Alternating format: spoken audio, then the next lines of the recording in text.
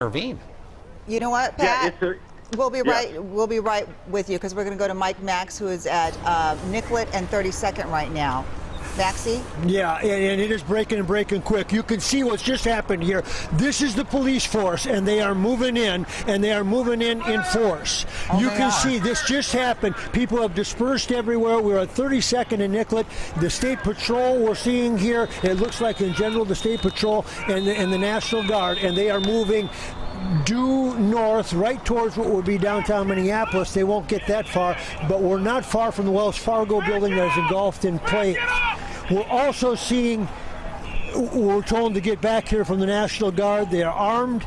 If you're wondering where the police force has been, here comes a Humvee complete with the National Guard, and I'm not sure if there's a strategy or a plan to this and that they've got a number of people inside a certain perimeter, but they have showed up in force and they are here.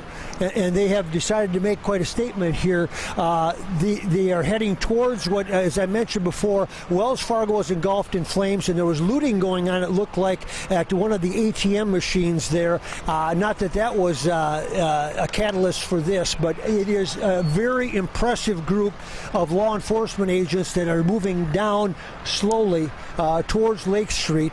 And I don't know if they're looking for a confrontation or if they're just going to set up a perimeter here. Maxie, they may be heading, I think, probably to the 5th precinct. That's up that way where that Wells Fargo is. The post office there is on fire, and also there's a Stop and Shop gas station where there is looting. We have David Schuman's been there for a little while now, and it's just been continuously getting bigger and bigger. More fires. Mike, we'll let you go so you can keep and we'll going go there. as far as we can until they tell us that there's a perimeter here. Yeah. So, and that we're not conflicting with what it is that they're trying to do in their mission. But they are slowly walking towards it. And yeah, they've given us to stay back from here. But you can see what we're seeing here. It's quite a visual. Yeah, give us an idea of numbers, because ironically, I was just asking Pat Kessler at what point do the police intervene, and then we literally cut to you, because just so you know, Mike, the Wells Fargo's on fire, the post office is on fire, the Stop and Shop has been looted, and the hibachi buffet's on fire. How many estimate? Give us an estimate of how many troops, cops, state troopers you saw. Yeah. Now remember, we're just from one angle, so I don't know if they've enclosed this from all different angles. You can see fireworks going off there as well, but there were no less than 60 or 70, and they were identified as State Patrol or National Guard, and then the Humvee came in behind them as protection, and they were fairly fortified in terms of armory that they had with them. I don't know if they're stun guns or if what kind of weaponry it is, but they did go into a lot, and now you can see the fireworks going off. I have no idea if that has anything to do with the strategy, or if that's just someone that has fireworks and is throwing them into the middle of a fire over there, because we're only about a block away from Wells Fargo. Okay, Maxie, we're going to stay with you. We want to talk to you. I don't know if David can hear me, because I know that Lewis is over there, and I wonder if there's a way that he could get a shot from that angle. But yeah, well, obviously we want to see what happens when the state troopers get near the fire. Did you see any fire trucks going in with them, Maxie? I'm sorry, are you talking to me? Yeah, did you see fire trucks going in with them? Yeah, no fire trucks, and now we've got a loudspeaker, and they are issuing a warning that we're basically repeating what they're saying, that you're in violation, you must leave the scene.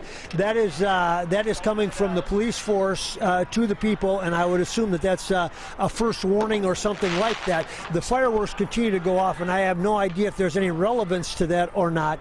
There's a small group, a lot of people dispersed when they saw the cops coming, and the word traveled very quickly that they were coming down 34th, and they were keeping tabs on them. A lot of people then dispersed, I think, to their cars and went home. A lot of those people were just observers, but you can hear in the background right now they're telling everybody to clear out, and I would assume that they're going to have a first warning, a second warning, and then I don't know if they're going to go in from there or not. Do you see the flames from where you're at, or the smoke? We see the smoke. If you can put it over there by Twin City Tattoo, Will, I don't know if you can see that in the light, but that smoke is coming out. Now, some of that smoke is from what it smells like smoke bombs or something akin to that the military or the police force may be using right here. But you can see the smoke. I think it picks up on the camera, and it's just slowly drifting across in front of the tree there by the Twin City Tattoo. So the smoke is fairly heavy, easier to see if you're out here on the scene than it is maybe back there sitting watching on TV. But these troops are just slowly moving towards the precinct and towards the possible point of confrontation. But it's pretty obvious that they have a. Here it is. I'll see what you're. Violation of unlawful assembly. You are ordered to cease your unlawful behavior and disperse peaceably from the area immediately. If you continue to obstruct, resist, and/or interfere with peace officers, you will be violating Minnesota State statute, and you will be arrested.